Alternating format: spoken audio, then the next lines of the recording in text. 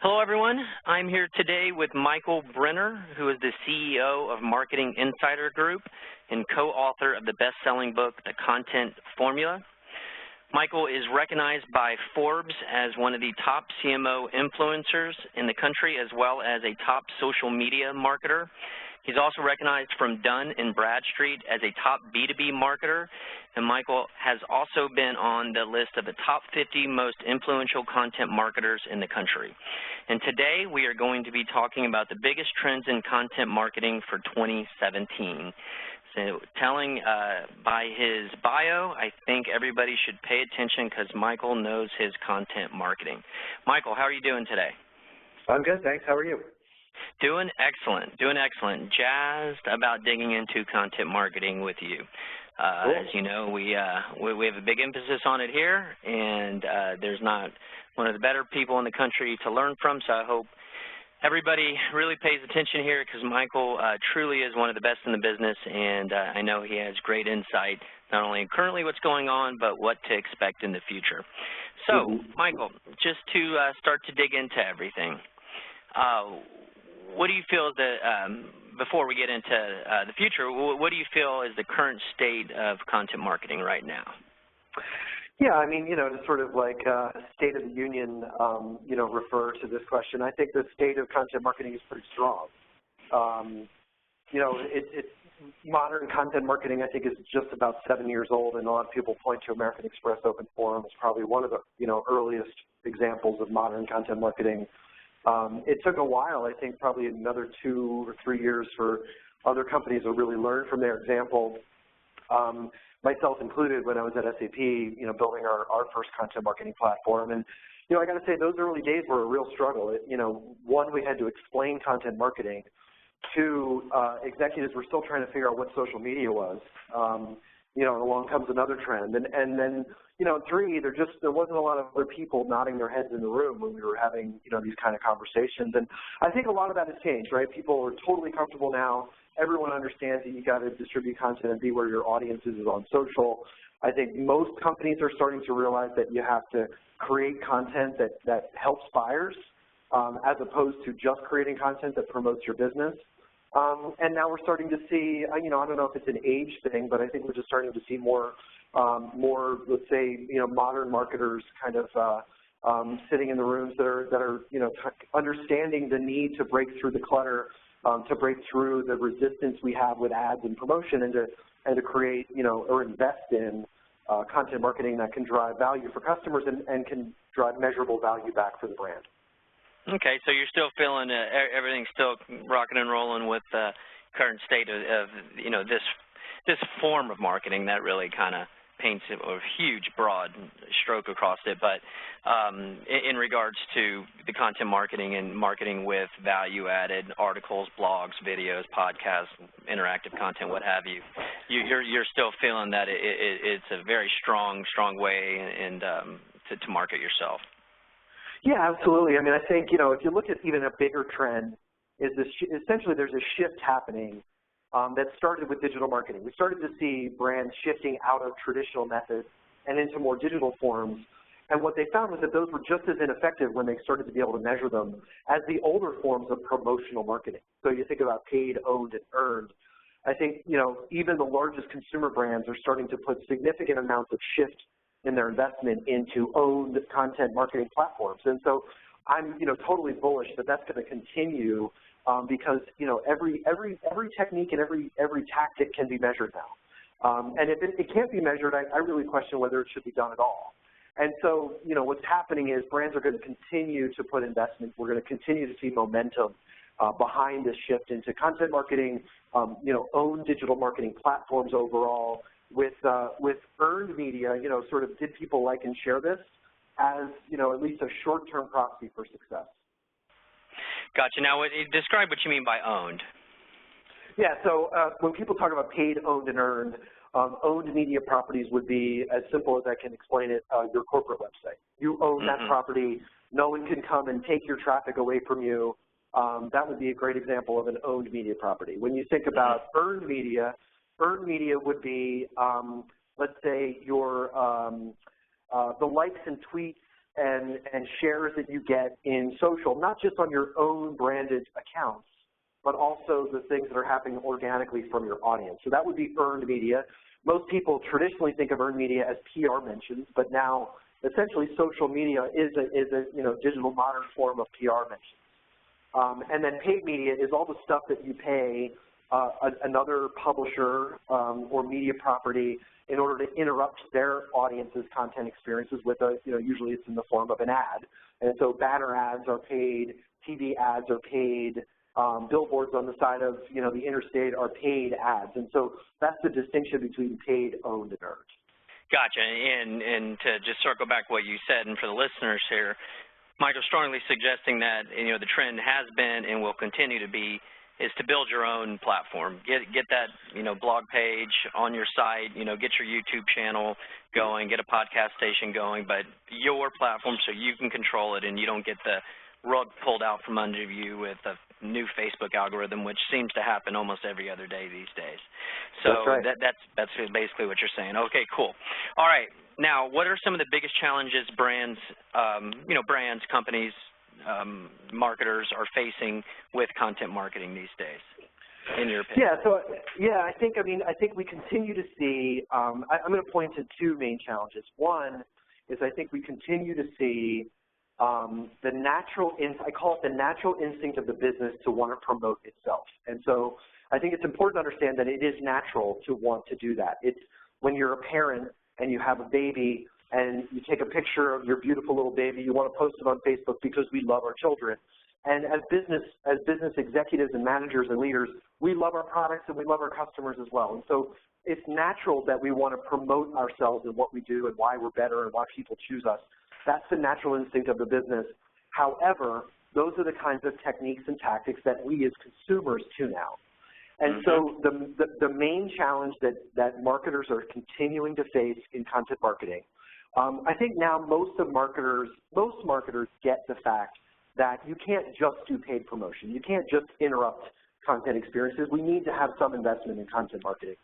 But when you get to the sales leadership, especially in like B2B, or even CMOs on the B2C side whose base of power is really in their ad budget, then you start to see these challenges come forth. Like, if you think about Budweiser, what does Budweiser spend on paid ads versus content marketing?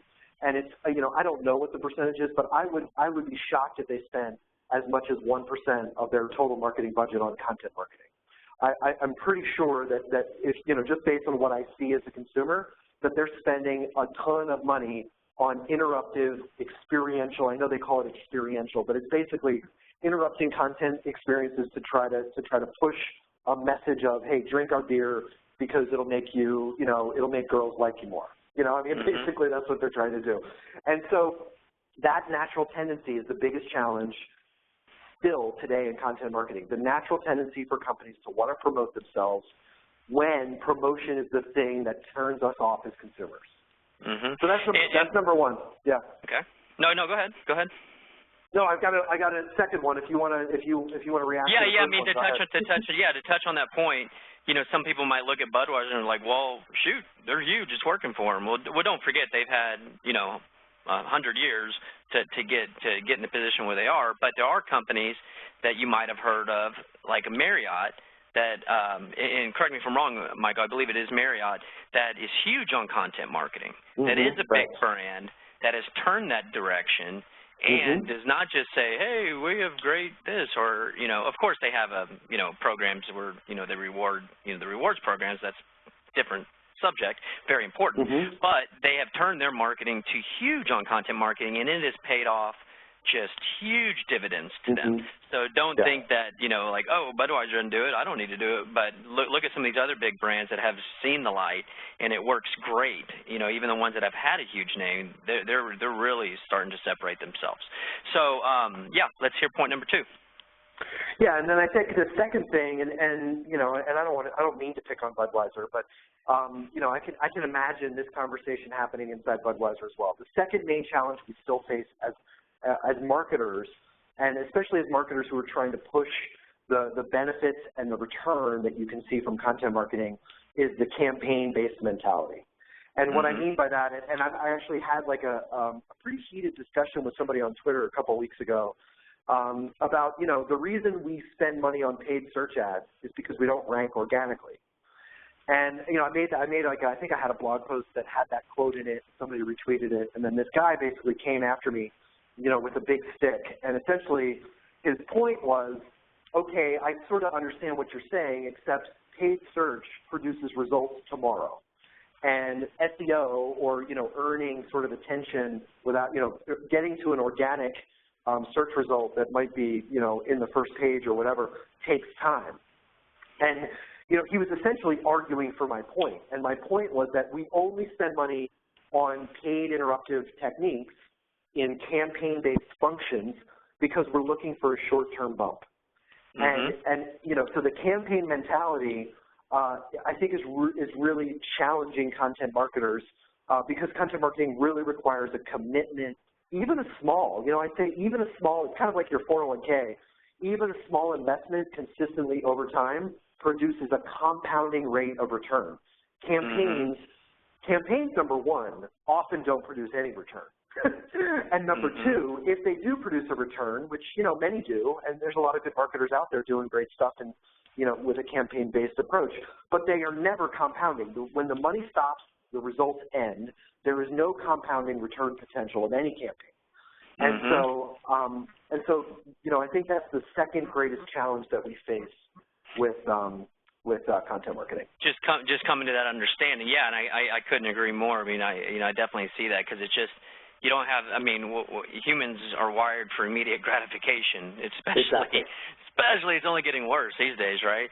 So you got to fight that. You have to get past the point of return, I guess, and go ahead and use that if you like. But you got to get past the point of return where you actually start to see it. But then you've built a brick house, and you're solid, but you got to get there, and you got to commit to it. And, yeah, you're not the only person I've heard that from. I've heard from people like Joe Polizzi saying the same thing, is like, hey, the biggest problem people face is they quit. They quit right before it starts to work. That's right. And, you know, around that 4-month thing, because you hear that all the time. Yeah, I'll try out for 3 or 4 months. Well, I think you need to say, well, don't try, because then it won't work. So that's right. Moving on. What about, you say 7 or 8 years, you know, new or old for this industry, but I think we all have seen as marketers, you know, because content marketing has gotten the ear from a lot of people. But what the potential negative result of that is a potential saturation or oversaturation of content out there on the webs. What is your opinion on that? And then how can a company, you know, well, let's just talk about your opinion on that, then I'll get into some questions. Yeah, I mean, first I want to pay some respect to my friend and colleague Mark Schaefer, who wrote about content shock, and you know, I sort of disagreed with Mark at first, and I think, you know, he disagreed with my reaction, and I think we've come to a common understanding of each other's points of view, which is always a good thing. Content shock was basically Mark's defense of the position you just mentioned, and it's a fact, right? The fact is that as more brands, as more bloggers, as more consumers are creating content, there is a saturation element happening. And I think what Mark's point, the point Mark was trying to make was that the return on any one piece of content is going to continue to decrease to a potential point of diminishing return. And so it's an inarguable point. It's an absolute fact. And so, you know, so I give Mark credit for pointing this out and having us all think intelligently, I think, about what that means. And we'll get to that. We'll get to what I think is the sort of net effect of that in as we talk about predictions for 2017. But I think the one thing that the reaction that I had with Mark was that, having lived inside a brand, you know, a company as big as SAP, there is so much money being wasted on content that it's either never used, or when it's used, it's just such crap that no one looks at it. That in my mind, there's an infinite opportunity, an endless opportunity to improve when you look at the investment and the resources that go into creating such crappy content inside corporate marketing departments. And so while if you think about it from a universe perspective, yes, there are tons of content being created today, and it will only get get worse, if you will. I guess it's really not a bad thing in my mind, but there will continue to be more content created, and it will continue to be harder to break through the noise. And yet, I think when you look in the perspective of the content that we create, the investments we make as corporate marketers in content, there's a vast, endless opportunity for improvement. And so I think these two notions, you need to be able to hold both of them in your head because it's just really two different perspectives. And so maybe what that means is, brands almost need to get exponentially better at creating better content, right? So they need to create more and they need to create better content at the same time. That's a really difficult thing for a lot of companies, and yet companies that commit to content marketing are making that happen, and they're showing results. They're showing increasing results over time. Well, I guess that kind of answers the question I was going to, ask about that. If there is a concern about an oversaturation of content, is how can a company that wants to still apply content marketing deal with this issue? And basically, the answer is, just make sure you're doing a bang-up job of it. Don't put crap out there like everybody else. And the fact that a lot of people are putting crap out there, that's where you see the opportunity to stand out from them. Yeah, exactly. I mean, the point I always make, and I love making this to CMOs, is that however bad you think the content your team creates is, double or triple it. Because every time we've looked, every CMO that I've worked with has been shocked at the amount of waste that happens in their content production investments just inside the marketing department. Just forget customer service and sales enablement and all kinds of product marketing areas. Just inside the marketing department and communications areas itself, the amount of terrible content is always underestimated by marketing leaders. And so just start with, I get it. It's hard to break through the noise, but let's, fix your own house, right? Like clean up your own house. Look at the investments you're making and just commit to creating better content in a measurable way, in a consistent fashion, with a real investment. And the brands that do that they're breaking through the noise. Awesome. Awesome. All right. Well, cool. Well, all right. Let's start moving towards the future now. Yeah. What are some of the biggest trends you see in specialization, visualization, and personalization? Yeah. And you can pick one at a time if you'd like. Yeah. So I think the first one is just a great segue from that last point. And so, let's say that brands have, created efficient content marketing operations. And so they're now efficiently, you can't always create a great piece of content, but they're continuously improving, and they've created sort of a process and a machine that gets to, let's say, agile or just more efficient content creation. So let's assume they've fixed that problem. And let's also assume that, Mark Schaefer's absolutely right, because he is, that content saturation is a problem in the marketplace. What I think the prediction I have for the future, and I'm not the only one to bring this up, but the prediction I have for this is specialization. And what I mean by that is every financial service company could say that they want to be an authority on providing their audience with the best financial education possible through their content. Well, the problem is that not every financial service company can be the premier authority in financial education. And so, Wells Fargo needs to have a different approach than Bank of America and a different approach than, Chase. And so each of these brands are going to need to find a way to specialize. And I'm not talking about unique point of view. I often tell my clients that there's a unique point of view trap, because the unique point of view trap is all about you as a brand. Brands need to focus on how they can be uniquely valuable. And that's what specialization is all about. It means I can provide a unique value to my audience because of the things that make us unique, because of the things that sort of drove us to start the companies they started. And that specialization, that uniqueness, is going to translate into unique value for an audience. And so essentially what you're going to see is, instead of banks just committing to being experts in financial education, they're going to be experts in a specific kind of financial education, or they're going to be experts to a specific audience, like maybe younger professionals, or working moms, or families of 6 or more kids, or whatever. You can probably you could come up with examples all day long. But specialization is absolutely the answer to the content saturation problem. Gotcha. So find your niche, find out what you're really good at, and then go for that. Don't be everything to all people.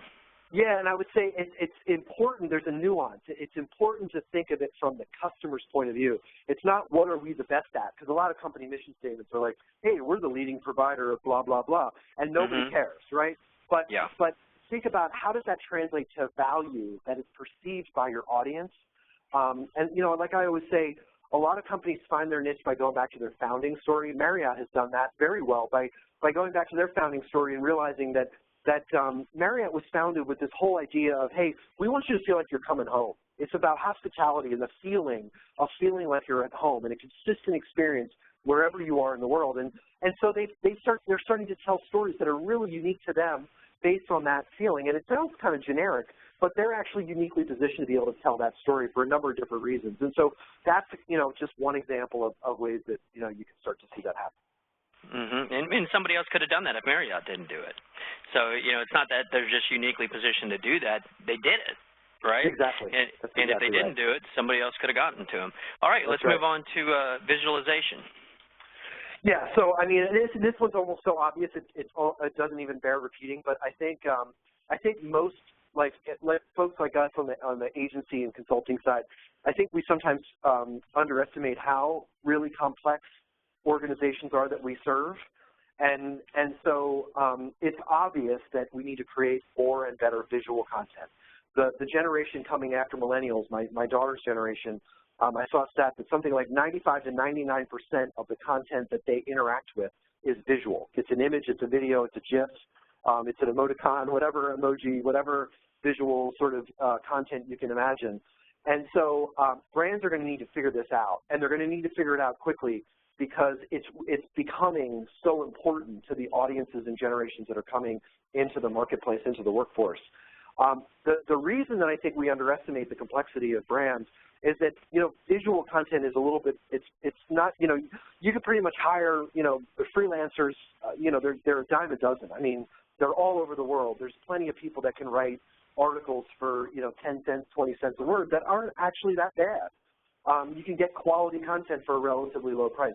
You cannot fake your way to quality visual content. You can't fake a great infographic. You can't fake an effective video or, you know, even design around longer form content, even images, something as simple as image selection for written pieces of content, really, really important, much more expensive, like 3, 4, 10, 100 times more expensive than written content or text-based content, and I think it's something that brands are going to need to figure out in 2017.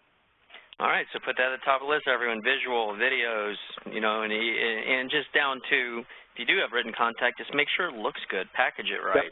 If people do judge books by their cover, and that will never change. That's right. Personalization, is that you kind of, it sounds like that might connect to specialization, but maybe a little bit different. Why don't you dig into that? Yeah, so personalization, I think, is an extension of, it's a little bit further, more mature down the life cycle of content, in that, you know, imagine a world where there's maturity in content marketing. All brands are creating effective content. They have specialized into a niche. They have visualized with, you know, really compelling visual types of content. The next question really is, how do you make yourself truly uniquely valuable to your audience? And I think one way to do that is to deliver highly personalized content. And I'm going to give you an example. I read Business Insider every single day. And the reason I do, I don't go to their website. I subscribe to, I think, 2 or 3 of their newsletters. And they use a technology called Sail-Through. Sail-Through identifies the content that I interact with in both the newsletter and on their website when I do land there. And it offers me a totally personalized individual newsletter every single day based on some of the recent stories that they've published. So if you and I both subscribe to that newsletter, you would get a different one than I would based on your your click history and track record with consuming content on their website. And so it's really fascinating to me how good they are at serving me stuff. And you know, it's it's really interesting too, because my wife is also a subscriber, and it's pretty fun for us sometimes to say, hey, you know, which article did you get today on Business Insider newsletter? Because it's totally different, and it sometimes is interesting and even funny to see how well they're able to predict the things that we're interested in. So that's just one example of how companies, I think, can begin to personalize content experiences. So it starts with you have to be able to create, decent content. It's got to be customer focused. It's got to be readable and shareable and visual and uniquely valuable to your audience. Then we're going to start to see in 2017 companies starting to move to figure out how do we solve this personalization problem? How do we get the right content or our best content to the people that want it most? Gotcha. And I hope she didn't peer over your shoulder and see that they were serving you behind the scenes of the Sports Illustrated swimsuit issue. Yeah. Well, unfortunately, I'm a much bigger geek than that. It's usually more things like Game of Thrones trailers and Star Wars predictions for future movies and things like that. But yes, sure. That's exactly right. That's exactly right. Well, yeah, I mean, you need to have Yeah, we need to have a separate whole podcast on just discussing Game of Thrones, but another time. That's right. Winter is here. Winter is here. Oh, it's too long. I don't know if you heard, but it's pushed back to the winter of next year. Yep. Oh, kills me. But okay, now how do they do that though? I mean that sounds amazing. Like, oh yeah, I want to do that. That sounds fantastic. But how does a company like that go about serving that personalized content? I mean, I assume it's a pretty intricate. Maybe is it a software they can use, or how does that work? Well, yeah, I mean, I think there's a couple of different technologies. In fact, part of me, if I had more time in the day or weeks to come, is thinking about doing a whole sort of series on how to implement personalization. I just wrote sort of a summary article earlier this week about personalization, but it's a really good question, and it's a good how-to question. I'll answer it in a couple of different ways. Number one, I think it's important to understand that there are still three main ways that we all as consumers discover content. It's search, social, and email. And so there are entire companies who exist only as email service providers, and Skim is a great example. All they do is email out cool stuff to a broad audience. All they have is an email list and content that they curate and cover in their own perspective, and that's what's drawing people to them. So email, search, and social. With social, right? So it's pretty much you're trying to gain access to your audience's audience through the interests that you share. I think it's pretty difficult to personalize through social because you don't own. We can't influence Facebook's, Twitter's, Snapchat's algorithms. When you get to search, now it starts to get interesting because if somebody types in, let's say, content marketing agencies, and let's say hopefully they find yours and mine, right, somewhere on that list, and they click on it, through simple technologies like Adobe Test and Target, or I know Monetate has a platform. SAP bought Hybris, which does this for e-commerce companies. There are other platforms as well that do this, OneSpot, Ideo. There's a number of technologies where they can serve up a piece of content that's, if not totally personalized, it's at least somewhat intelligent. And so it may know what browser you're using. It may know what company you're from because of your IP address. It may know what region of the country you're in. I think if you go to Monetate's website and it says, good morning, Michael, it's 98 degrees in Philadelphia, go get a glass of lemonade or something. Like they do something like that where at least it feels somewhat personalized, even though they don't really know who you are. So that's how, and those technologies have been around for quite a while. I used it when I was at SAP probably, 4 or 5 years ago. Mm-hmm. Now what we're seeing is those technologies follow you around the web, and I'm sure you've seen this. If you search for a pair of shoes, and then you see that pair of shoes on 75 websites in banner ads. They've got a cookie, they're tracking you, and they're serving you content. Companies like OneSpot, who I'm a big fan of, and a beta tester for their platform, they're serving up banner ad content that isn't always in the form of an ad. It's often mapped to where they think you are in the buyer journey. So it might be a blog article or a white paper relevant to what they think stage of the buyer journey you're in. So companies like OneSpot are doing a great job of doing that wherever you go on the web. So that's search, right? So we covered search, social, and then the final one is email. And I think my sell-through example is a great example there of a technology that every company could use in their newsletter for their list to learn how to serve the right kind of content to people based on their interests. Even if you don't know anything other than their email address, just knowing what they've clicked on and consumed and shared, you can serve highly personalized types of content experiences. Very cool. And I'd like to throw in one thing on the social part. Something that you can do is you can put pixels on specific pages, you know, i.e. like a specific article, and then you could build audiences based on that, and then you can make sure when somebody's, you know, lands or, you know, on that page, fires up that pixel, and then you have it in queue, they'll get served this piece of content. So that is another way you can, you know, in regards to your advice on personalization, you're not necessarily say, hey, Dave, but you're just saying, hey, whomever, you know, we've recognized that you like this sort of thing. Here's another this sort of thing to look at, and you know, you start to build that. So that's another thing. Now, what about like what have you seen out there? You know, this kind of goes along the way, you know, combines a couple of things that you've been mentioning about, you know, some ways that you can break out of the oversaturation, you know, with some really cool things, and this combines that with like your visualization, but like interactive content.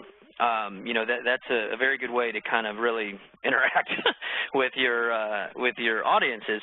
What have you seen? What are some good, you know, what are some companies that are doing that the right way? Have you seen any cool examples out there like that with interactive content? Well, I mean, I think some of the simplest examples are BuzzFeed's "Which Disney Princess Are You" type articles, you know, and so that kind of interactive content has, you know, and there's a few other viral examples like that.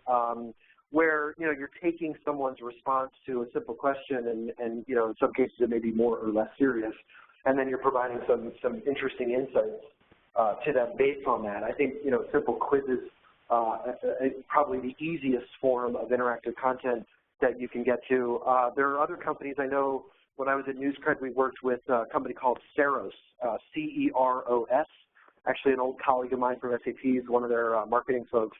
And you know, Ceros does a great job of doing interactive visual platforms. So talking about visual and interactive, they do a great job. They did like a visual storytelling platform for NewsCred, which did really, really well in conjunction with Getty Images. So there are a few good examples out there. And yeah, I mean, I think interactive content is just a great way to create. Well, and of course we can't go through. I was hoping that Snapchat would never come up in this conversation.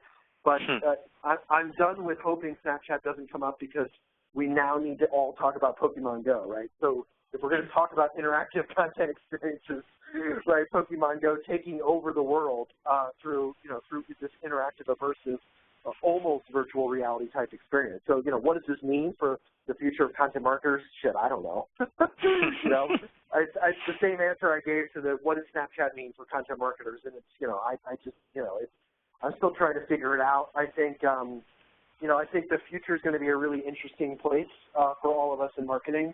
And part of that, as Ann Handley loves to say, is that because marketing is life. It's, you know, it's basically marketing is now, it's no longer just ads and interruption. It's the content we consume. It's the way that it's, you know, brands who are all invested in supporting media companies and the content that get created. It doesn't get created without brand and marketing investment. So marketing is life. Yeah. No, I hear you.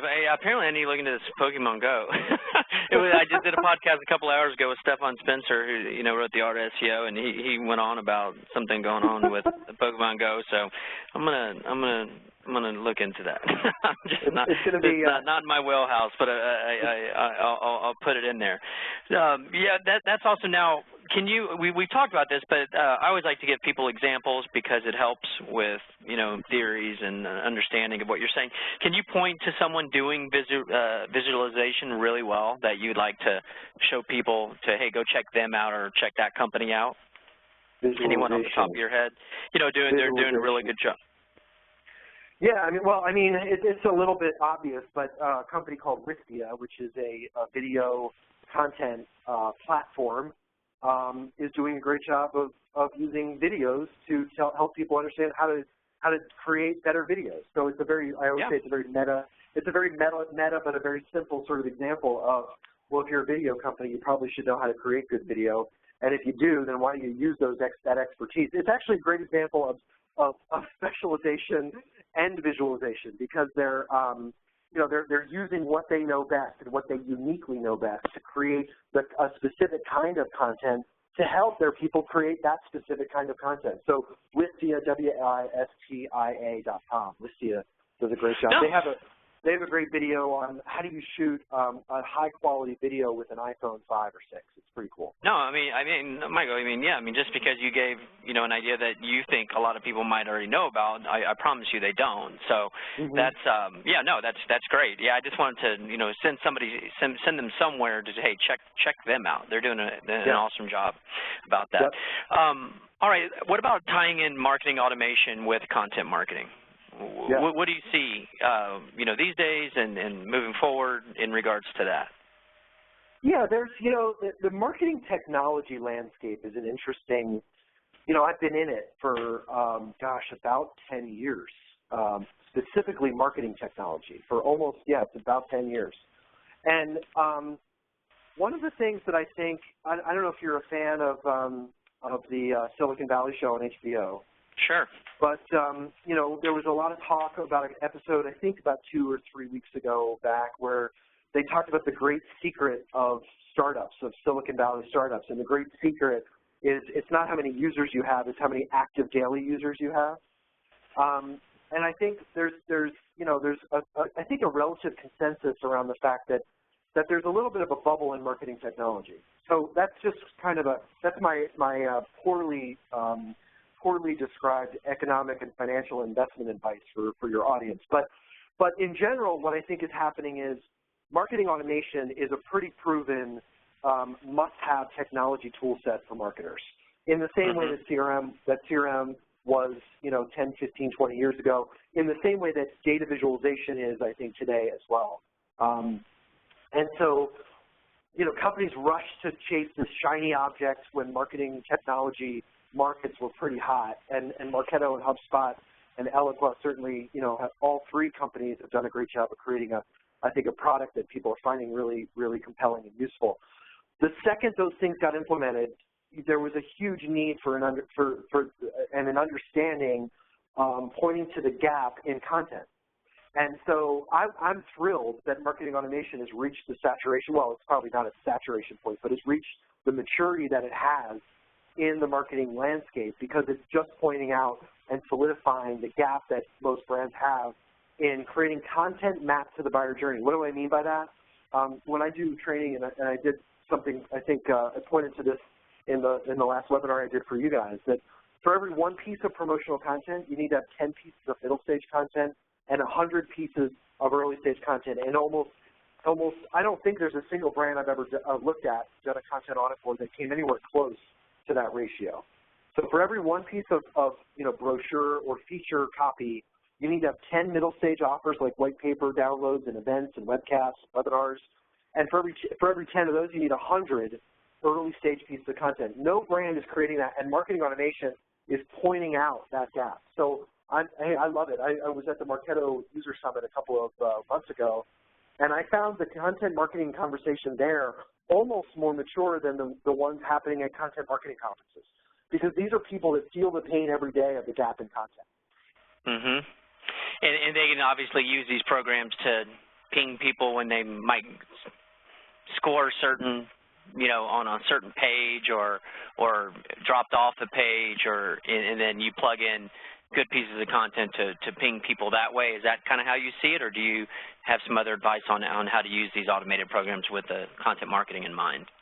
No, I think the point of marketing automation is to drive higher conversions from one lead stage to another, right? It's really that simple. And so what's been great about marketing automation is it's forced marketers to think across the buyer journey and to put the buyer almost at the center.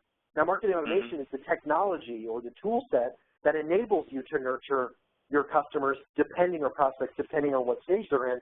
Once you know what stage they're in, then you've got to offer up the right piece of content that's going to drive them or at least educate them so that they can move on to the next stage. And so that's why I love marketing automation. We're all looking at the buyer journey, trying to map content to the buyer journey. Marketing automation is a tool that helps you get there, but it's also been great for content marketing because it's pointing to the gaps that exist largely in the early and the middle stages.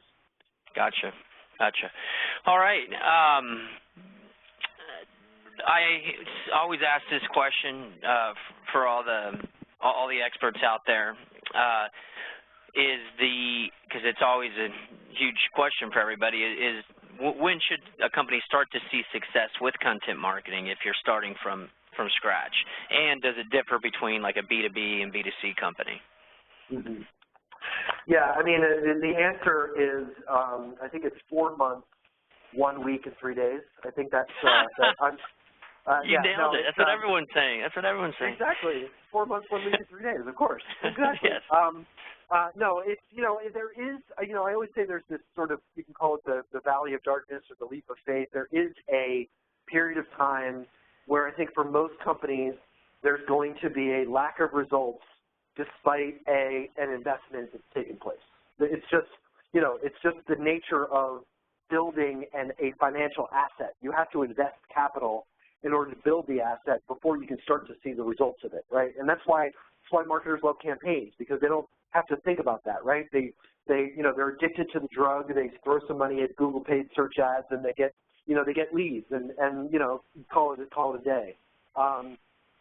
There is always going to be sort of a period of time, and that's just that's what happens when you make the right kind of strategic investments in anything, whether it's a factory or an employee or a content marketing platform. What we've seen is that in general, Google starts to think of you as an authority to take seriously when you're consistently publishing content after about 4 months. And so I made that number up a little bit, but that's what I've seen, and I've looked at this trend across probably 30 different companies. After about 4 months, there starts to have this, you start to see this organic search and even in many cases social traction that takes place after about 4 to 5 months. And so what I tell most marketers is, take a pulse check at 6 months. Give yourself and request the ability to test and pilot a program for at least 6 months, because it can take that long for you to see really any kind of measurable, let's say, quantifiable results.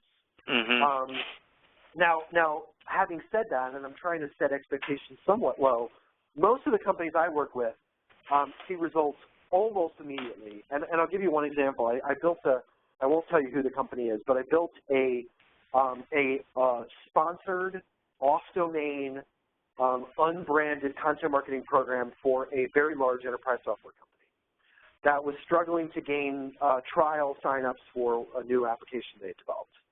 And so, on something like May 6th, I think we launched the website on, sort of providing helpful tips and tricks on the topic that they thought was interesting for their audience. Within 4 weeks, not 4 months, but within 4 weeks, that site had become a top 10 provider of traffic and signups for that product. This is a very large, one of the largest companies in the world. And within 4 weeks, and this little tiny investment in a content marketing program had entered into the top 10 of all traffic and lead sources for new signups for them. So it can happen really quickly if you do the right thing, if you're set up the right way, if you got the right strategy in place, and you're committed. And so, so that's what I would say. I would say, hold 6 months in your mind. Heck, if you can ask for 12, even better. And then try to beat, try to beat that that sort of, when the clock starts, feel the pressure of trying to beat that timing. But that's what I see. Gotcha. And I think some of it comes down to how long the buying cycle is. If it's a longer buying cycle, it's going to take a longer time, and if it's a shorter buying cycle, it should take a shorter amount of time. But yeah, it varies. And what you mentioned about Google and social taking you seriously, that's the beginning. But then then the leads come and the sales come after that. So yeah, that I think that kind of paints a good picture for people if they're able to invest in that much time and energy and money to give it a go. But we've just heard from countless people that it works. You just got to stick with it and do it. All right, to close here, give me one just off-the-wall crazy prediction for marketing in 2017. Anything crazy? Well, I think that and I considered writing this book, and then I thought that it's in some ways so obvious that it's not even worth saying. But it is a somewhat crazy prediction in certain circles, and the prediction I have is that I think we're going to see the death of ads. I really do. I think that at some point in the future we won't see ads, and what I mean by that, and the reason behind that is there's a publisher who I won't mention, whose site, when I land on it, throws so much interruption and BS in front of me that I hate them, number one, but I hate the brands that are interrupting me with their ads even more, because they're so stupid to think that what they're doing is actually going to influence me. Number one, I'm not a potential prospect for them anyway, so their stupidity is showing through, and I'm being a little harsh here, but my point is that I think that I'm not alone in the frustration I feel when my content gets interrupted. And so if marketers are smart, and I believe that we are, and we follow the data to what works, and I believe we will, and we start to see not just the negative impact or the lack of impact of our advertising investments, but the negative impact of advertising investments, the only conclusion I think you can have is that we're going to see a radical shift in the way marketers spend their dollars. Away from ads, and what it may look like is we might go back to P&G soap operas. We might see, hey, a soap opera sponsored by P&G, commercial free, right? There are TV media companies that are already going back to that model, and PBS has been using that model with sort of in a nonprofit way for a long time. But I think that's what we're going to start to see, and we're going to start to see that happen, I think, a lot quicker than the ad agencies might be thinking. And when you say death of ads, I mean, it's still, good practice to retarget people who land on your site, but you want to retarget them with something of value, which ties into the content marketing. Like, hey, if you haven't, if you're a tech company, here are some risks you need to worry about. I mean, you're not saying to get rid of that. You're just saying change the message to a value, because you still got to get in front of people, right?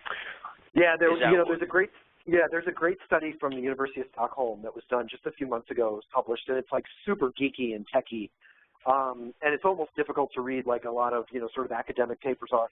But what this thing said was there were two main conclusions. Number one, the amount of money that a company spends on advertising has no direct correlation to their brand, the value of their company.